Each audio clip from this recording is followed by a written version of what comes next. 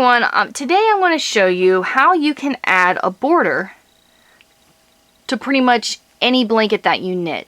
So if you knit a blanket and it's done and it's not quite as wide as you would like, or your edges are curling and you want them to flatten out, this is what you can do. Now with this blanket, I had actually used a garter edge on it. It just wasn't quite as wide as I wanted it to be. I just needed a few more inches, so that's why I've got the border on this one. But I will go over, hopefully I'll be able to hit up every question that you might be able to think of during this video. Now, oh, we need our yarn. Okay, so I'm working on a border on this blanket right now.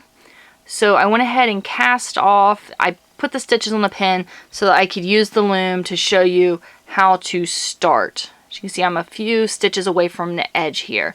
So this is the original edge. As you can see, I started a blanket with a white garter border and then went into my collar and left the edge a garter all the way around. There are a few ways you can do your garter stitch. A few ways you can do your edges. I suggest that you slip the first stitch of every row and the last stitch of every purl row. If you're using a purl stitch, you will use your main stitch. So if you're using a knit stitch, flat stitch, U-stitch, or E-wrap stitch, do that for your last stitch. The reason being, if you just wrap the first peg like normal and you purl all the way to the end, see these knots?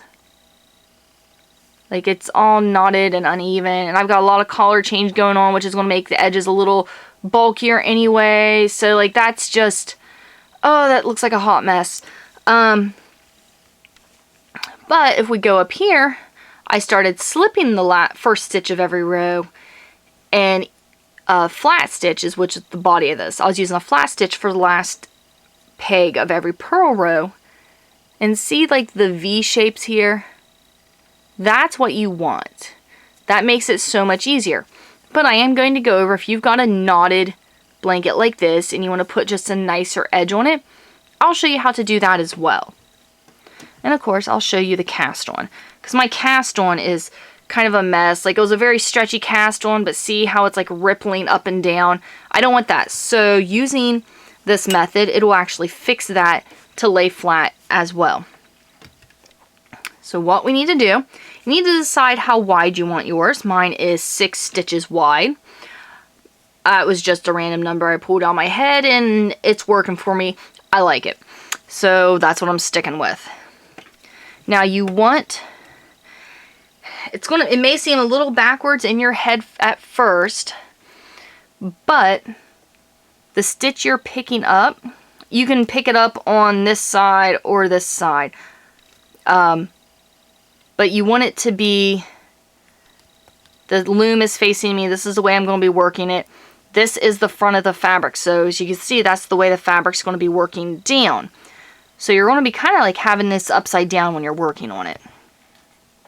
First thing you want to do, let me zoom this in some. We've got our knot here. Here is our first stitch. I want to throw that on a peg.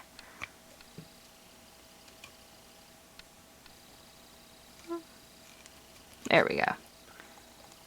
That's our first stitch. Now I did a chain cast on for this, for the rest of the blanket, so I'm going to use a chain cast on again. For the chain cast on, you make a slip knot. So you twist the working yarn underneath, pull it through, and you create this slip knot. Now I'm casting on 6 stitches. It's easier for me to work in that direction, so I'm going to count back. 1, 2, 3, 4, 5, 6. I do have other videos to go over the chain cast on. If you should need more help, so 1, 2, 3, 4, 5. Oh, get that tail out of the way. The last peg. I just put that loop on, tighten it up. So there we go. Now I'm going right back into my garter stitch. So my first row, I will flat stitch back to the front. I'm going to pull the tail through the back because it'll just be in the way in the front. Now, this is the side I'm joining. I will go ahead and purl the last peg of each row because this is what I'm joining.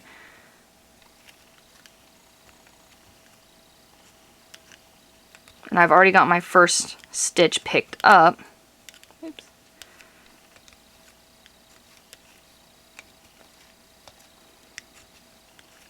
I do my purl stitch. Now I will flat stitch back. Okay, so that's on there. Now we need to pick up a stitch. As you can see, this part right here, I can get it to focus right. That has the little V shapes as I was talking about. There we go. So you want to find the next one. There are 3 different ways you could do this. You could pick up this back stitch, you could pick up this front stitch, or you could pick up both stitches together. I will show you what each looks like on each section of the blanket, because we've got the knotted part and then we've got the smooth part. So on the smooth part, gotta get this all unfolded. On the smooth part, here is where I cast on and I started on the opposite side of the blanket. I was picking up the front stitch, which I'll just show you on the edge here because it looks the same. I was picking up the front stitch right here and putting it on the loom. And what that did was it gave me a decent look on the front, but I'm not super thrilled with the back because I have that back loop just kind of hanging out back there. So I wasn't too happy with that. So then I tried picking up both of the loops together, which I can actually see where I did that because here's the back loops, back loops, back loops, back loops, and then they disappear. Now look at this. I really like the way the back looks. In the front, it's not too bad. That was picking up both loops. It's really not what I was wanting. So then I was like, okay, let's just pick up I'll show you right here. You got your 2 loops. Instead of, first I was picking up first one, then I was picking up both. Then I decided to pick up that back loop. Picking up the back loop, this is what you get. You get this line right here. The back's very smooth. You can see, and actually you can fold it down and see because that first stitch isn't connected. So if you got to choose, I would either pick up both stitches or pick up just the back stitch. I wasn't really happy with just picking up the front stitch because I left all those loops in the back. So I would say either pick up both or just the back. When you get to your knotted part, which is this right here, you have 2 options. And you've got more, but I'm just going to go over 2. Okay. This can be kind of confusing. This is why I suggest that you slip that first stitch and E-wrap or flat stitch or whatever that last stitch. Just don't purl stitch it so you don't have to deal with this.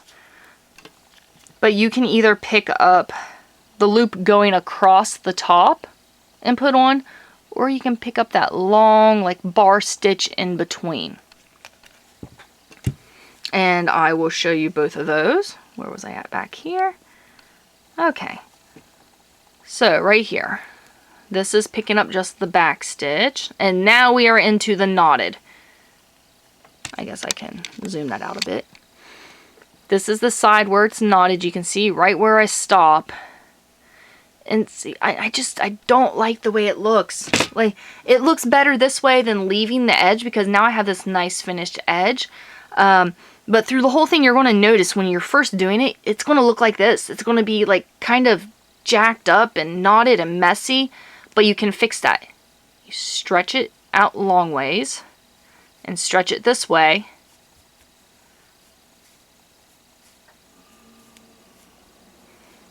See how that looks? stretch it long ways, and like this. That helps a lot.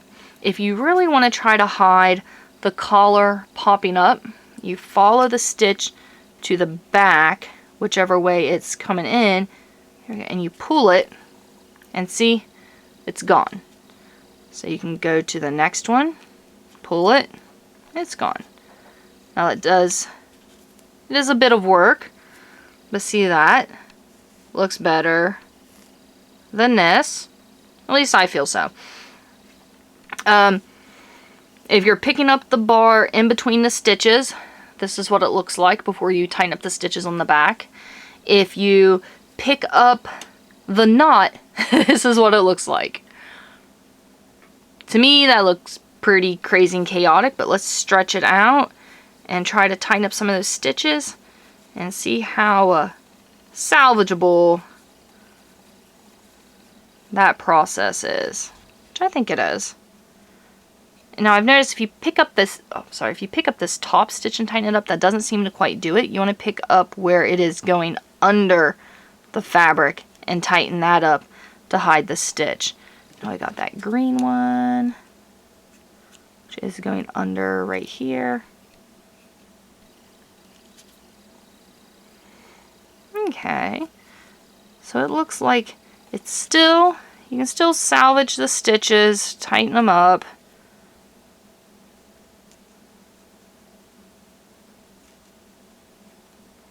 Just kind of pull the yarn, hook it, pull it a bit. Try to get the whole thing. And see, when you have to do that a whole lot, it makes this back side a little more bulky. But if you have an edge like that and you want to do a nice border on it, you can, if you use the same collar as the main part, the main body, like this, none of that really shows. Those little knots don't matter because it all blends in and it looks really nice. If you use a different collar, then you're going to want to watch how you do it, and you'll want to straighten it up, and you'll want to kind of work with it to blend in that background collar some. There you go. That's with the knotted. It's kind of hard to get it to go straight with the not knotted. See how much better? That's with the back stitch. That's with the front stitch. Okay. So now I will show you. I've been picking up the back stitch. You just pick it up, you stretch it, put it on that last peg. And you work the row.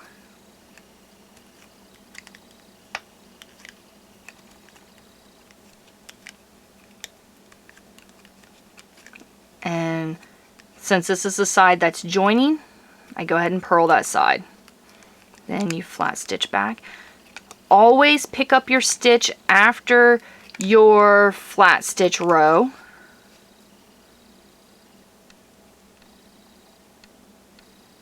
Okay, now a big confusion to people is knowing what stitch to pick up next.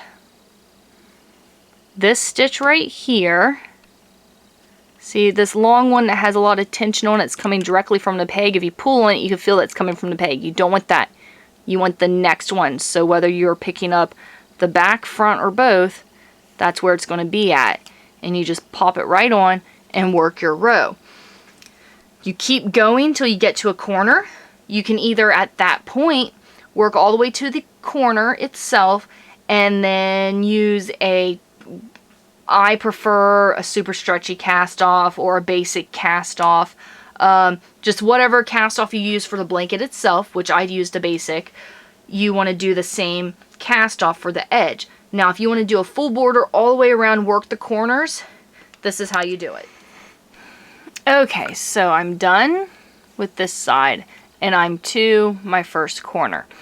Now the corner stitch can be a little tricky to figure out which one it actually is, because if you look, there's kind of a lot going on in the corner. Like, what do I pick up? Do I pick up this stitch? Do I pick up this stitch? Do I pick up that stitch? Well, pick up whatever you want. the stitch for this row, since we were picking up that top stitch, see it laying, here's that top stitch going into the knot. Now the knot's a little tight because that is like my original cast on knot. So you might have to kind of work with it for a minute, loosen it up to get it on the peg. I promise it's a lot easier than I'm making it look. There we go. So I've got that on there. Oh, this is gonna be fun. Okay, so now we got to decrease and then increase, which, where's my other corner, and I will show you what that looks like. Here we go.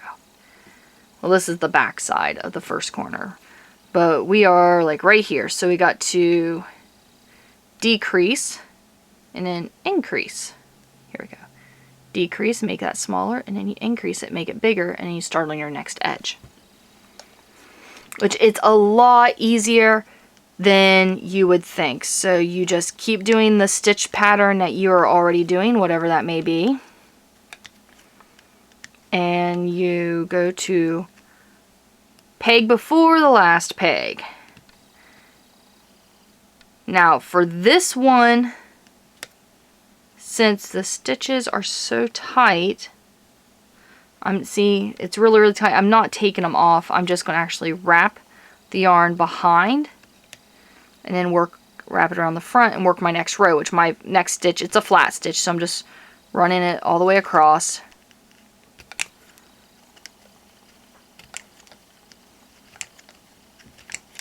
And then you will purl stitch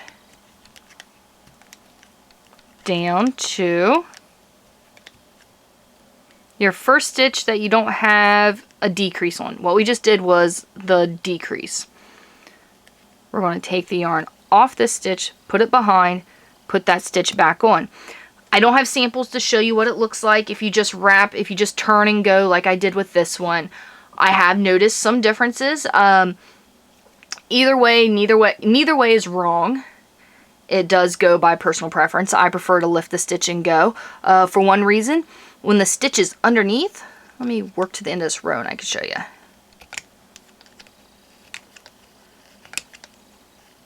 There we go. So I could see that this stitch is underneath this stitch, so I know that's a decrease. There's no way, if I'm using an E-wrap or something, there's no way I'm going to get that confused and think, okay, I haven't worked that peg yet, that's just my E-wrap still on it. No, that is my decrease. That is the main reason why I do it that way. It's a little extra work, but I'm not messing up because I've done some really wonky looking corners. So I'm at my next one that's not decreased. And since these corners, alright, I gotta pull out more yarn. Since these corners are so small, I'm just gonna work the whole corner with you. So purl stitch, decrease, decrease, decrease. So take stitch off, working yarn behind, put the stitch back on. Now right here is where you want to pay attention. A lot of people get confused about this. Okay, so I've got the first stitch and the second stitch, which are not decreased yet.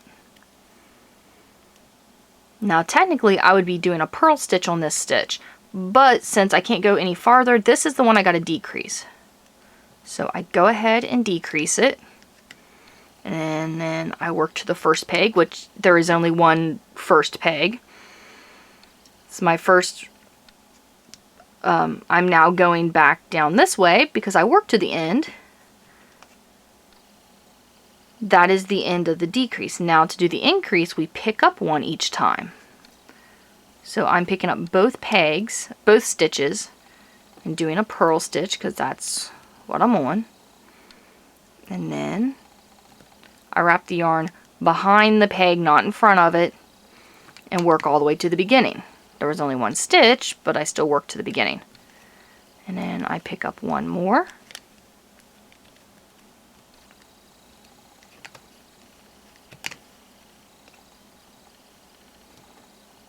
I'll pick up this one.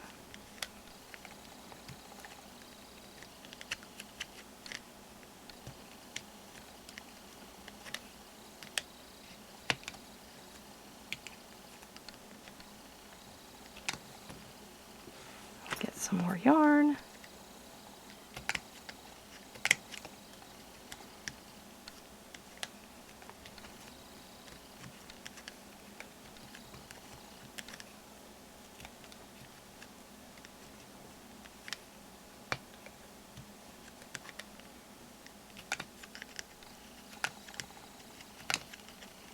Okay, so we are on our last one. It actually has 3 stitches on it, and that is just okay.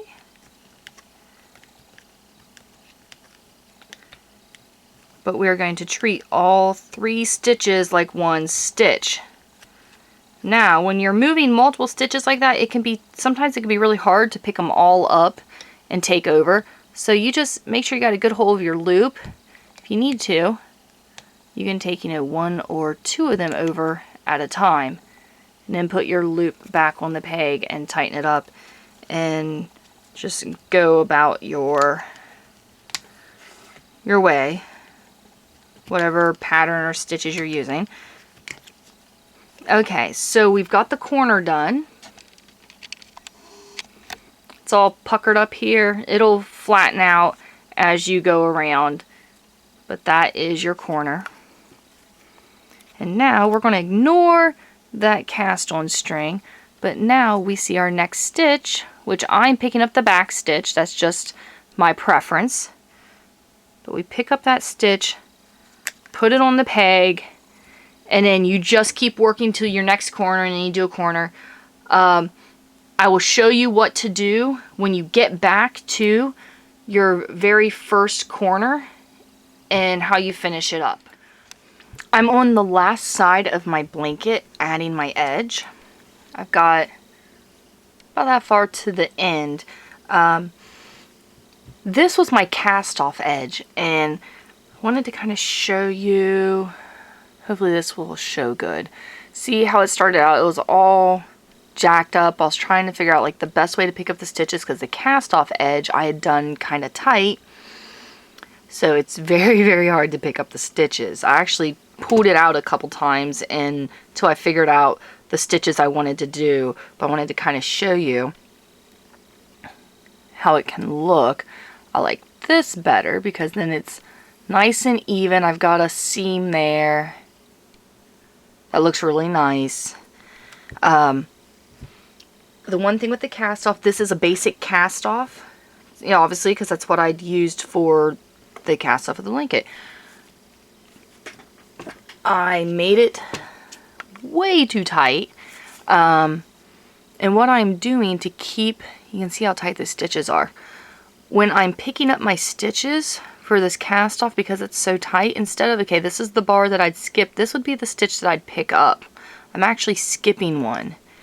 Because if I pick up every stitch, it gets real wavy and almost looks like a ruffle. If that's what you want, then awesome. Okay, so I skip the stitch that I would typically pick up, and I pick up the next one.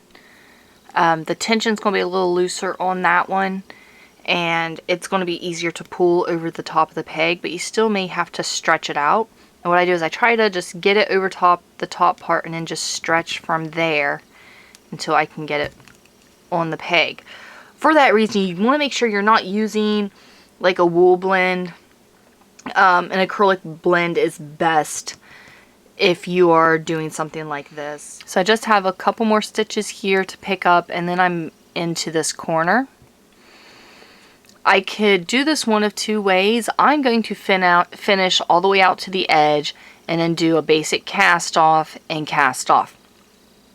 But I could work to this point and do the decrease and then the increase for the corner, and then use a Kitchener cast off to connect the corner to this, so I have that final corner. I'm not going to do that. I'm just going to work it straight out to the edge and use a basic cast off and cast off. Either way, neither way is wrong, and it's completely up to you which way you want to do it. That's just how I'm going to work. But if your cast off edge is really, really tight, that you are if you're adding a border to something and the cast off edge is really tight, do every other stitch instead of every single stitch. And see, doing every other stitch, I'm still getting a nice, it looks even and symmetrical, and it's nice, and it got the ripples out of this. Whereas when I did every stitch, it was like bubbled up like this. It was just bubbled up everywhere when I was trying to do every stitch. Go ahead, finish to your edge. I'll show you how I'm doing the cast off, and then you're done. Okay, I am at the corner. This last stitch here right before that knot is just too tight for me to pick up and put on the peg. So I'm going to do my cast off. So I went ahead and flat stitch back to the first peg here. And I'll go ahead and do my cast off, and then when I weave the yarn in, I can smooth out any bumps that may be right there. There we go. Okay, so basic cast off. Just like we've done before, you E-wrap peg 1 and 2, bottom over the top, put stitch 2 onto peg 1, bottom over the top. That loop there goes over. So it's like 3 steps. So step 1, E-wrap both bottoms over the tops. Oops. There we go. You take the second loop, the yarn on the second peg, sorry, which is your working yarn. Take it off and move it back 1 to the first stitch. That's your step 2. You knit it off. Step 3, you just take that, move it over. So we do 1. Alright, I'm wrapping those too tight. Move it over, that's 2, and then 3, you move it back. Okay, there we go, wrap that one. That's better. Step 1. Step 2, step 3. My last peg, step 1, step 2, step 3, and then cut.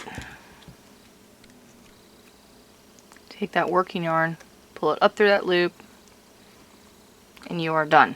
Now see what I was talking about? There's bit of a spot here, so you just take your crochet hook, of course you tighten that up first, take your crochet hook, weave that in there, and then weave all of your ends in, and you are done.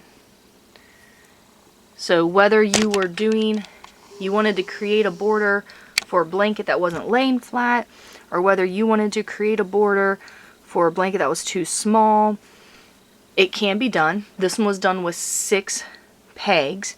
You can do as many pegs as you want. If you use the same yarn and gauge as I did, using 6 pegs, we'll add about 1.5 inches. Yeah, we'll add about 1.5 inches to all sides of the blanket. So I widened this blanket by 3 inches, and I made it about 3 inches longer. So I'm happy with that. It made it exactly the size I needed it to be. It's going to lay, see how I showed you before how it's laying, is laying completely flat, and I haven't even washed it or anything yet. I just took it off the loom, and I still have my ends to weave in, which I would weave in right now, but I've misplaced my crochet hook.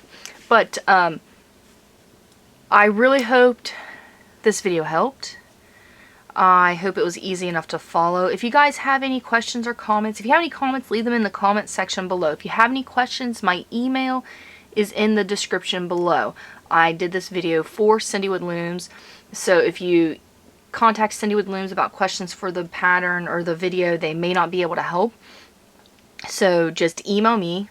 My email's in the description below. If you have questions, if you're working on doing an edge on something, you have questions, please send me pictures. That really helps. That makes it a lot easier for me to be able to see exactly what's going on. Thank you guys so much for taking the time to watching. Thank you guys so much for taking the time to watch this video. I really hope it was informative and helpful and easy to follow. You guys have a wonderful day, and don't forget to subscribe.